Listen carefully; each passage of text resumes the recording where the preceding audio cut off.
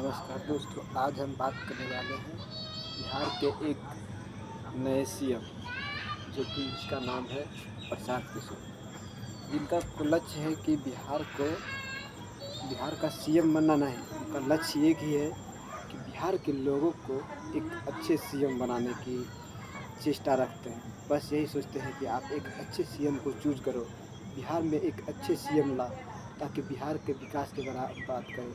ये नहीं कि 10 4 केजी चावल दे और रोड सड़क नाली पानी और सिलेंडर दे दे जिससे आपका विकास होने वाला नहीं।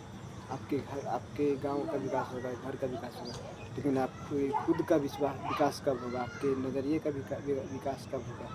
आप आपके बारे में सोच रहे हैं। रोड बनेगा तो आप क्या कीजिएगा?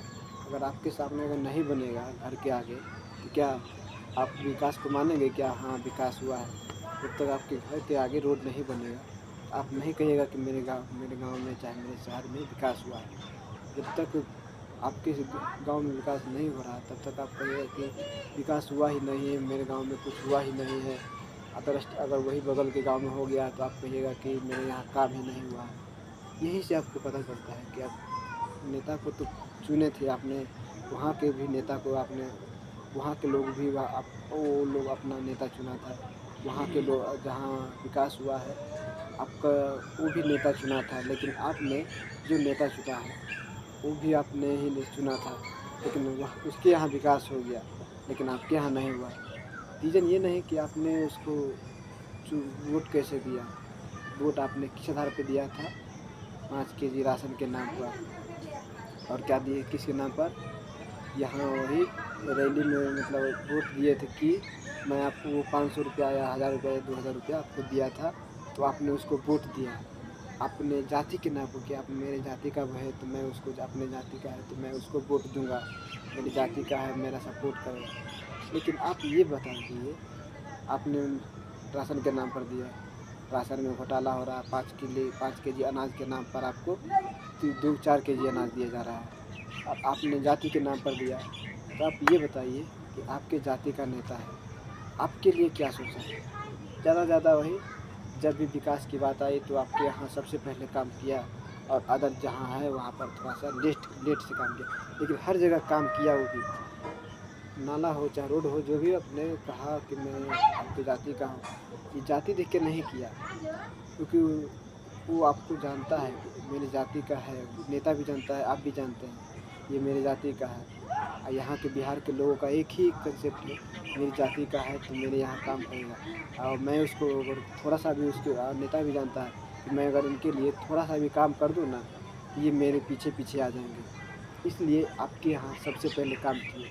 ये नहीं उनका पर्पस था कि आप उनकी जाति के हैं तो आपको हर चीज़ में आपको सुविधा दे दे। आप उनको पास जाइए कि आपको हमको 2 लाख रुपया की ज़रूरत है, आप प्लीज़ आप मेरे नेता हैं, आप इतना हेल्प कर सकते हैं, आप मेरे को कर दीजिए। आपको उस समय वही जूता मार के भगा देगा। उस समय आपकी जाति कहाँ गई थी? और आप वही 5 केजी 2000 रुपया वोट, 2000 रुपया लेकर के वोट दिए थे। आप ये बताइए, ये 2000 रुपया कब तक काम आएगा? आपने वोट लिया, चलो कोई बात नहीं, आपने 2000 रुपया लिया, वोट दे दिया, लेकिन जब आपने वोट दिया तो वो क्या हुआ? उन्होंने अपना पैसा खर्च किया आपके ऊपर, तो वो क्या करेगा? अगर नेता बनेगा मान लो, तो सबसे पहले वो क्या करेगा? वो जो है अपना पैसा को जो खर्च किया है अपना इलेक्शन में, सबसे पहले उसको कलेक्ट करेगा। उससे आपको अगर वो अपना 2000 रुपये बांटा हर एक आदमी को, तो मान लो जो भी अपना ये गांव में बांटा तो 400 500 आदमी होते हैं, तो 4 लाख 5 लाख रुपया बांटा। लेकिन वो क्या करेगा? करोड़ रुपया उसके बदले सरकार से जो है घपला कर लेगा। तो आप उनको नेता बना रहे हैं। आप मीट खा कर के वो आपको मतलब वही भोज पर भोज खिला रहा है। वहाँ आपको एक मतलब कोई भी पार्टी हो रहा है, वो अपना वही क्या कर रहा है, अपना थोड़ा सा सहयोग कर रहा है कि मैंने यहाँ पर भंडारा हुआ, मैं वहाँ भंडारा के नाम पर वहाँ कुछ पैसे दे दिए, आपने गया खाया, उसका नाम लिया, चलो इस बार इसी को वोट जाएगा। आप इसके नाम पर वोट दे रहे हैं। तो आप पहले ये बताइए कि विकास के नाम पर आपने कब वोट दिया था? विकास के नाम पर मतलब वही यहाँ का जो है इंफ्रास्ट्रक्चर लोगों का मतलब जो भ्रष्टाचार हो रहा है, यहाँ के लोग परेशान हैं, उसके नाम पर कितना बार वोट दिए हो? तो एक इतनी बार तो वोट दिए नहीं हो। इस चीज़ के नाम पर वोट दिए हो, अनाज के नाम पर और 2000 रुपये के नाम पर, जाति के नाम पर, धर्म के नाम पर। तो जो नेता है वो भी तो उसी आधार पर काम करेगा ना।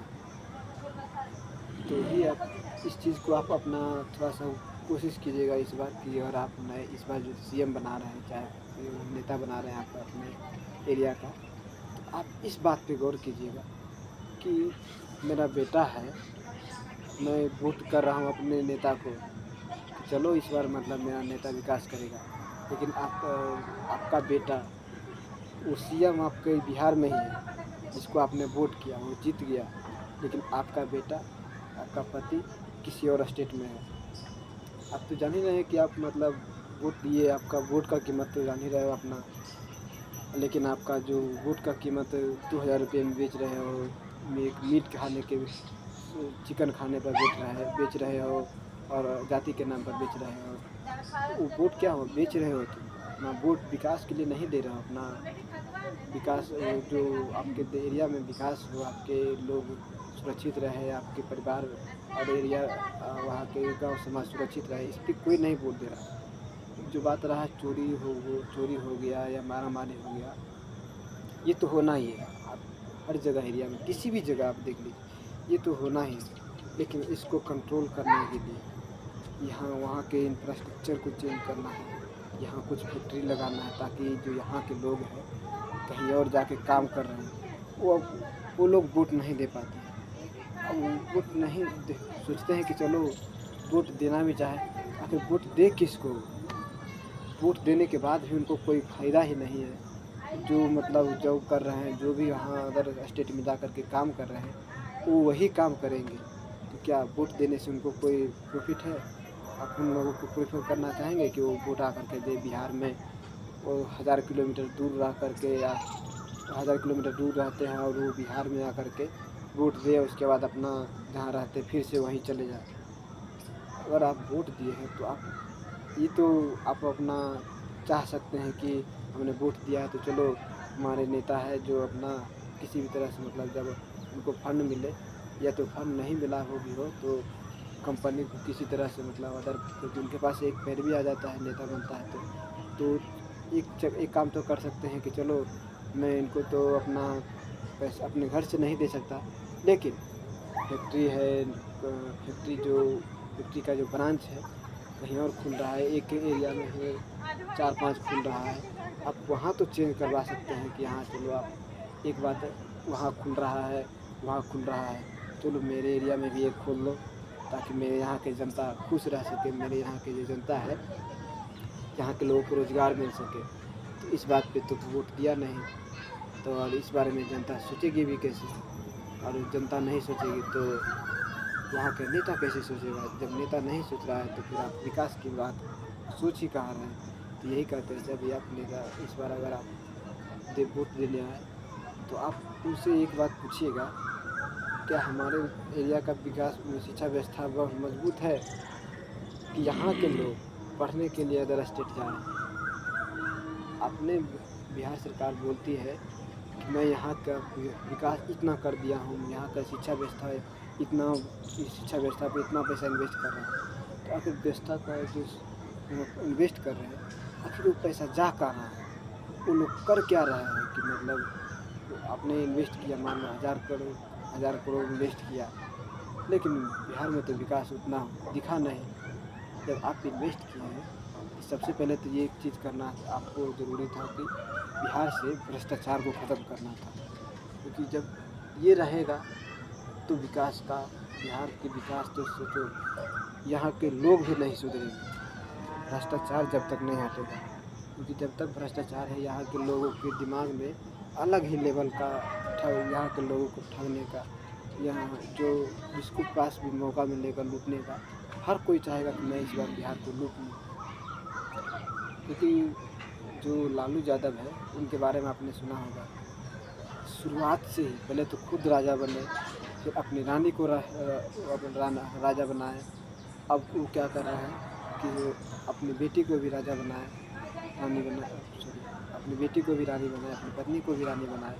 अब वो अपने क्या कर रहे हैं, अपने बेटे को राजकुमार बनाना चाहते हैं। तो अब बताइए, उनको बिहार से कोई तात्पर्य नहीं है।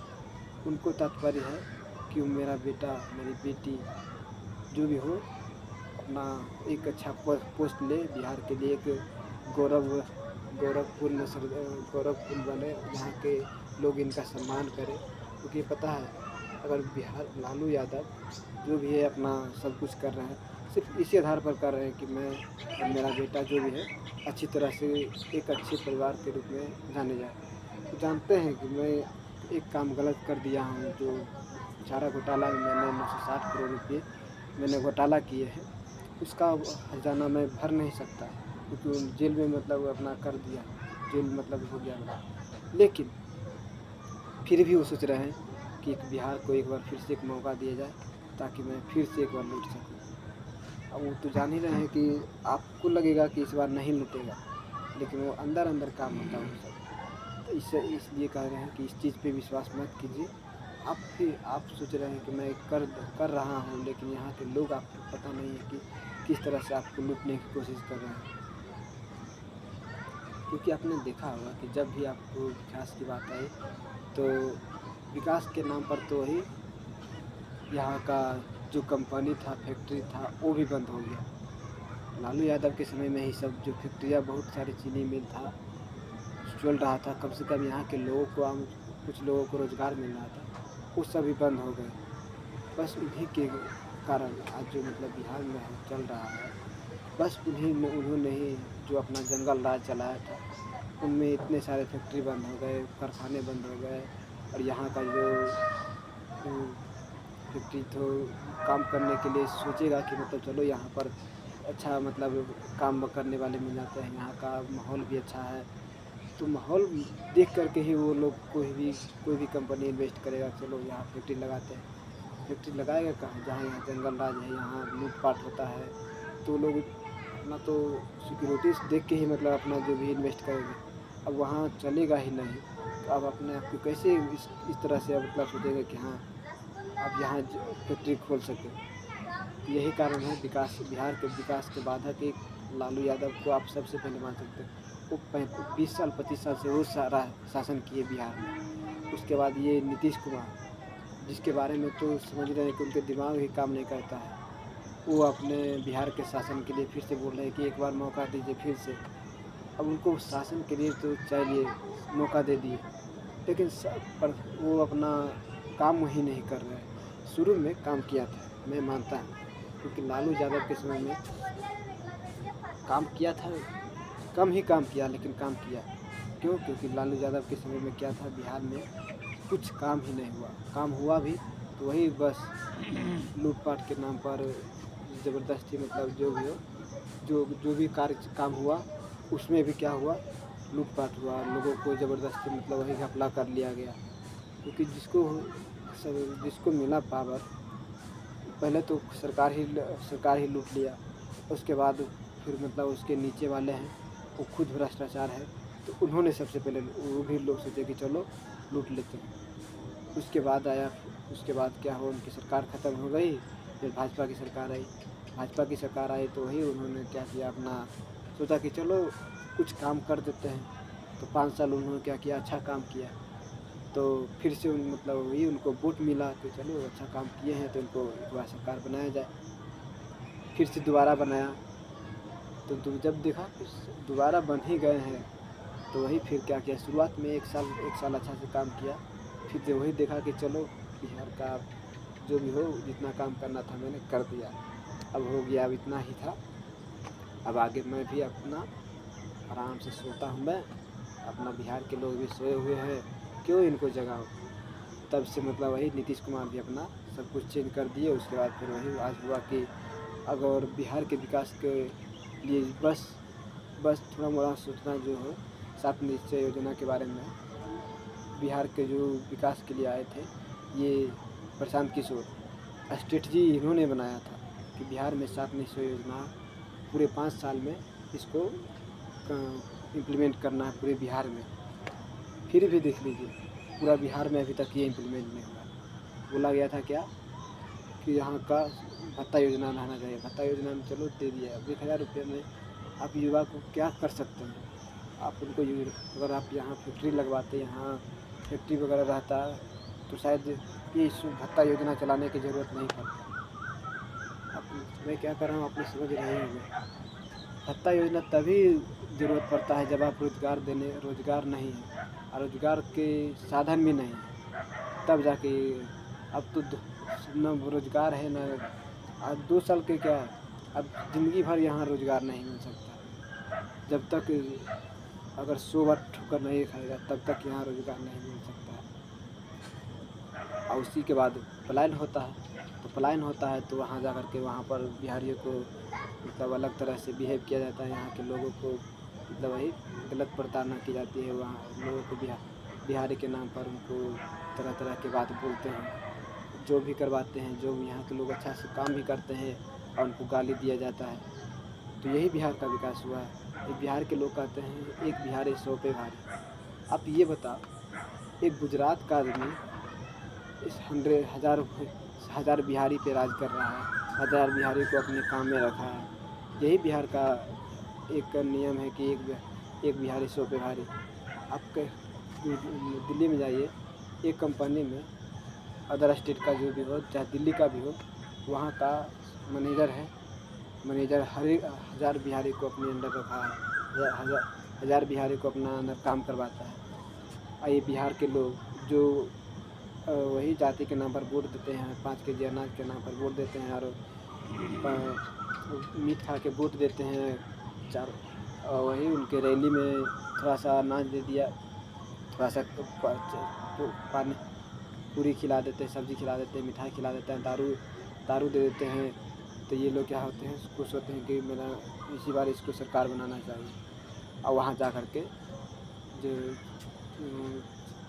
बिहार दिल्ली वाले के सामने सरकार करते हैं, हुजूर कर के जॉब करते हैं। क्या हुआ, ये बात जो आप बोल रहे हैं कि एक बिहारी 100 पे भारी, वहाँ तो एक दिल्ली वाले 100 बिहारी पे भारी पड़ रहे हैं। इसी से बिहार के विकास की बात करेंगे। तो चलिए आज के लिए इतना ही, बाकी आप अपने बारे में देखते हैं।